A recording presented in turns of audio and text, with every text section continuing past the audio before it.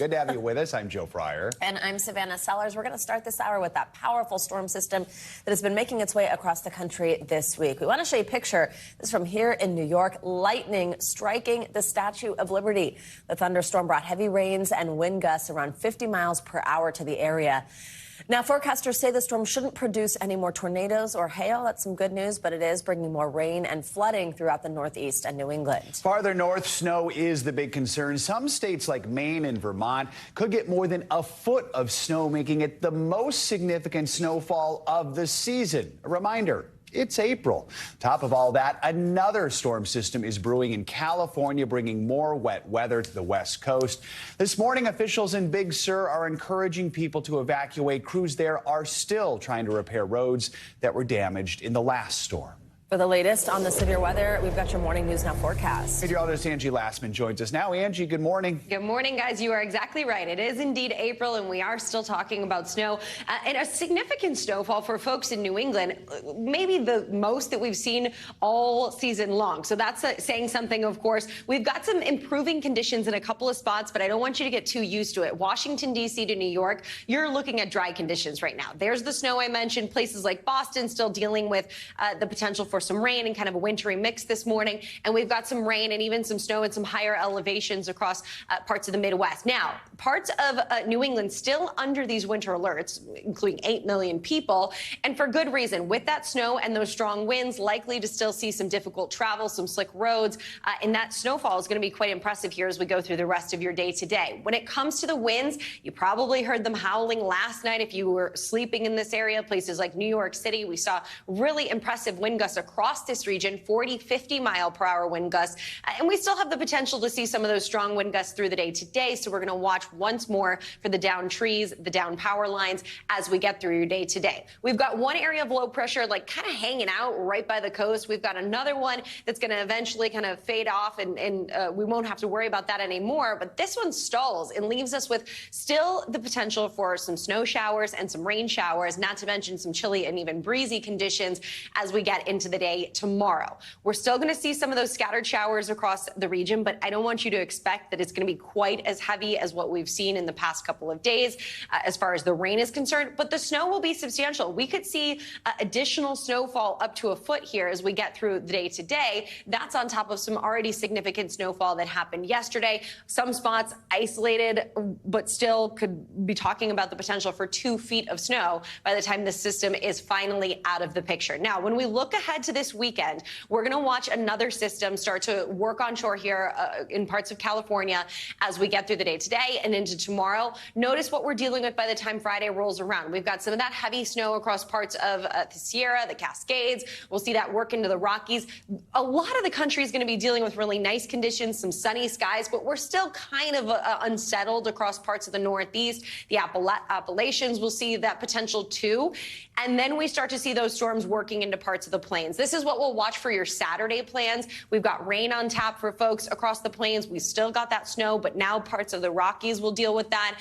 And the East Coast will start to dry out. Sunday, plenty of sunshine, but those showers will move east with that next storm system that we're going to be tracking over the next couple of days. We'll see widespread rain.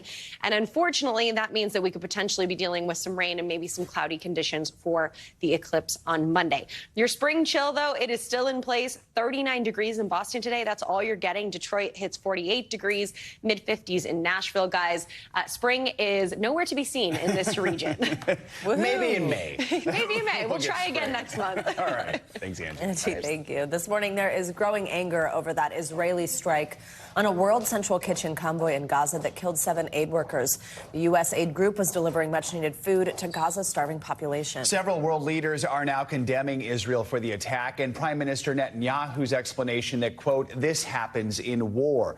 Those leaders are calling for a quick and transparent investigation.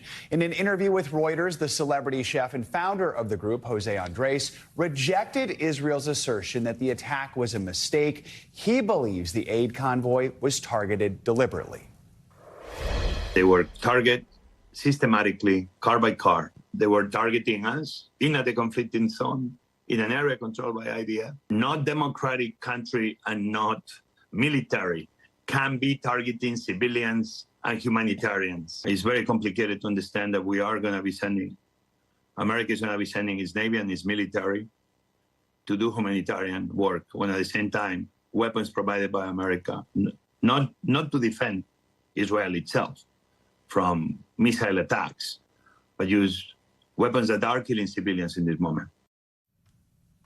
NBC News White House correspondent Ali Rafa joins us on this now. Ali, good morning. So we heard there from José Andrés saying that Israel systematically targeted this convoy despite coordinating with the IDF. Does the Biden administration see it that way? Yeah, good morning, guys. Well, the National Security Council's John Kirby held a nearly hour-long phone call with reporters yesterday, and questions about this strike took up a large majority of that call.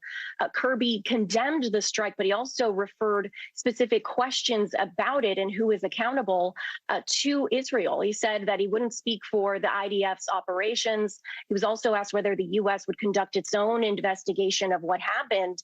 And Kirby said that the U.S. would respect Israel's investigation, saying that it is the U.S. expectation that that investigation will be fully transparent and that the U.S. would not conduct its own. He also stressed how the U.S. has been and will continue to pressure Israel to take more care in protecting civilian life, as well as the lives of these humanitarian aid workers who are delivering much needed aid in Gaza. And that sentiment was echoed by State Department spokesperson Matthew Miller yesterday. Listen to his comments here. It doesn't really matter how they made the mistake.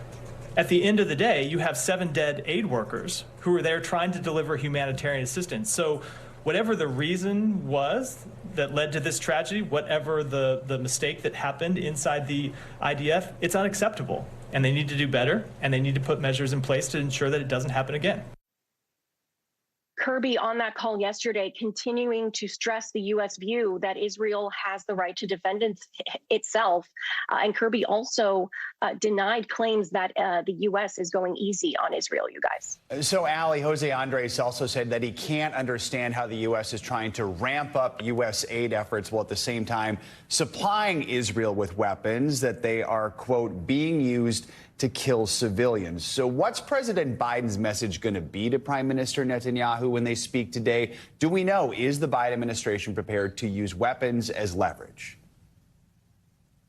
Yeah, so it's always significant when these two leaders speak. But when you think about the backdrop of this call, the fact that so much has happened since the last time they spoke back on March 18th, the stakes really could not be higher. You have, the president not willing so far to say that he would condition military aid to Israel. We've seen him ramp up his criticism of Netanyahu in recent weeks.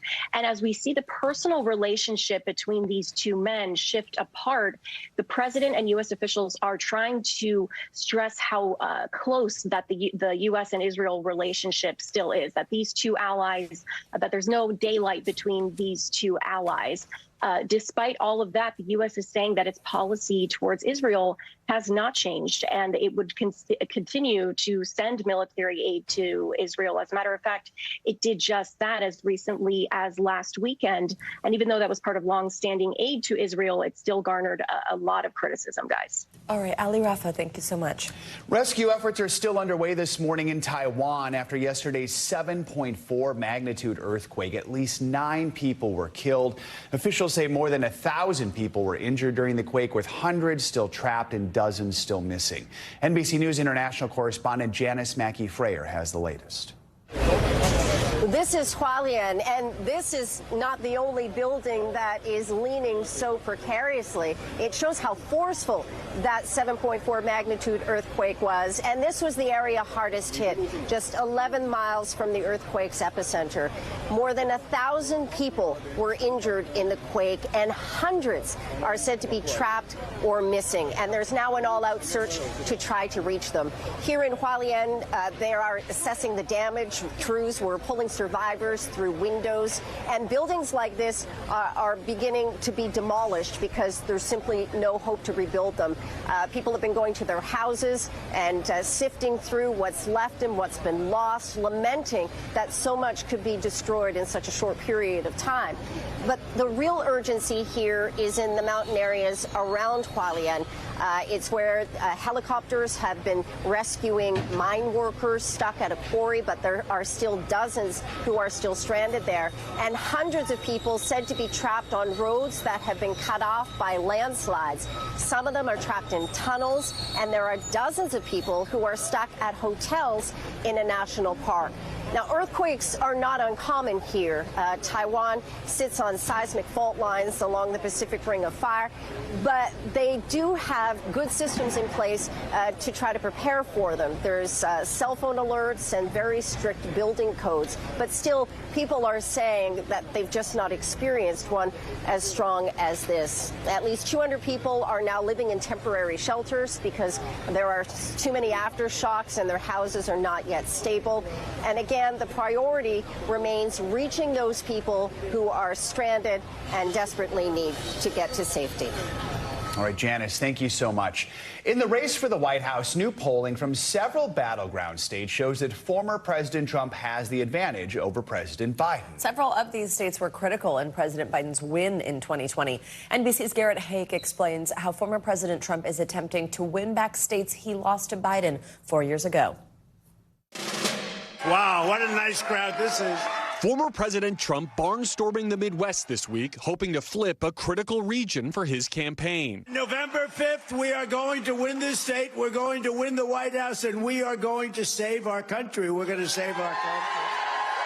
Mr. Trump holding events Tuesday in Wisconsin and Michigan, two states he won in 2016, but lost to Joe Biden 4 years later. The former president now looking for cracks in Democrats' so-called blue wall ahead of their November rematch. Go out and vote. New polling shows he may have found some. A new Wall Street Journal survey shows Mr. Trump leading in 6 battleground states, including several Midwestern prizes. Biden is still within the margin of error in all of them, but it's a major reversal from 2020 when Mr. Biden won all but one of these states. The pair in a dead heat in Wisconsin, where the presumptive GOP nominee taunted Mr. Biden from a rally stage in Green Bay. We have an empty podium right here to my right. You know what that is? That's for Joe Biden. I'm trying to get him to debate.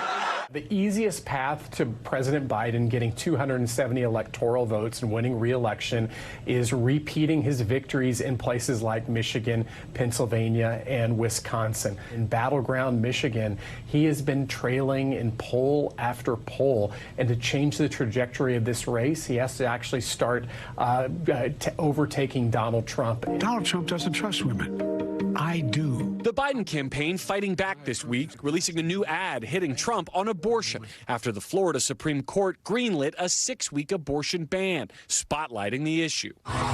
The president also highlighting his financial advantage over his challenger in the wake of his star-studded fundraiser in New York City last week, flanked by former Presidents Obama and Clinton. But questions remain about whether the Biden campaign can translate donor dollars into votes. By being the incumbent, President Biden and his campaign have the definite money advantage, and they're going to be spending campaign ad after campaign ad.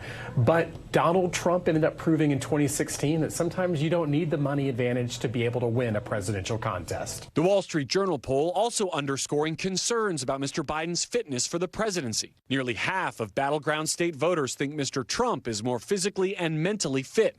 Just 28% say it's Mr. Biden. The president facing another round of alarms from the battlegrounds as the culmination of his final campaign inches closer.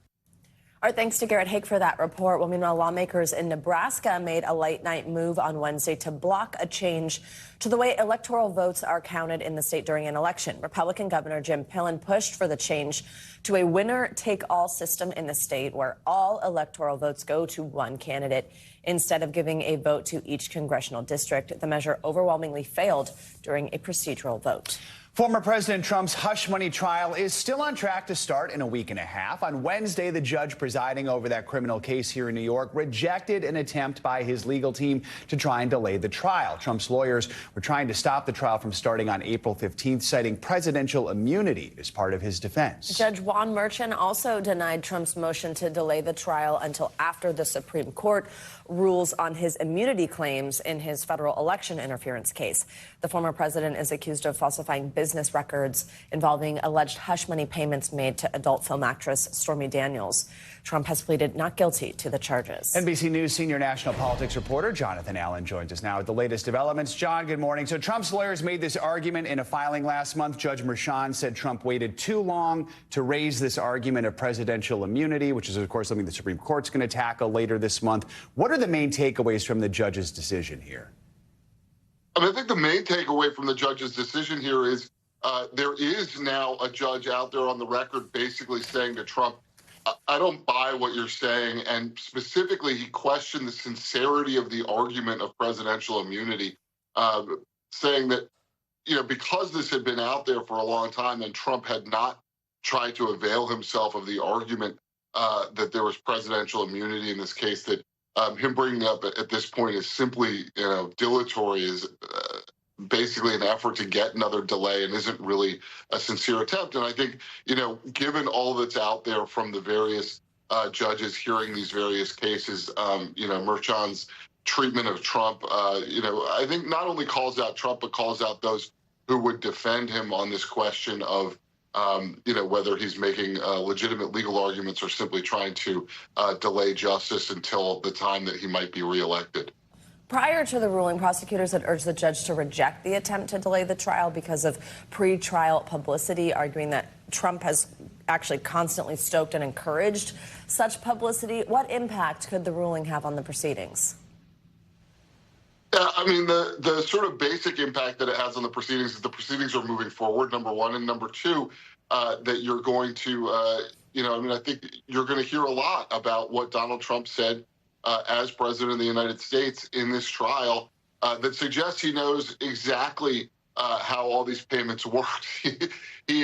Trump is never one to hold back and has, said on social media in the past, basically how all of these things worked, how the payment structures worked, and also has, been pretty public in attacking just about everybody involved in the case, whether it's Michael Cohen or Stormy Daniels or the judge. John, let's talk about the classified documents case against Trump in Florida. Special counsel Jack Smith took a rare step criticizing an order by the presiding judge, Aileen Cannon. In a court filing, he said the judge's request for specific jury instructions is based on a, quote, fundamentally flawed legal premise. We'll ask you to put on your legal hat here. What's going on here? Explain it for us. I'm not a lawyer, but sometimes I play someone who understands the law and television, guys. Look, what's going on here is that Jack Smith is frustrated with Judge Aileen Cannon, and I think this is also true with what you're seeing with Judge Merchan. The reason that some of this very public pushback is coming against Trump right now is that so far he's been winning in terms of delaying trials, et cetera. But with regard to the specific jury instructions piece, the significance here is that Jack Smith and his team have said effectively that they're going to appeal Judge Cannon's ruling if she rules against them, basically saying they're not afraid of a delay if the answer to the question is that the jury should be instructed that basically that Donald Trump had a right or may have had a right to distinguish between personal records and basically presidential records, even in the case of records that had, top secret markings. All right, John explaining it, putting on his lawyer hat. We appreciate that. Thank you so much. Thanks for watching. Stay updated about breaking news and top stories on the NBC News app or follow us on social media.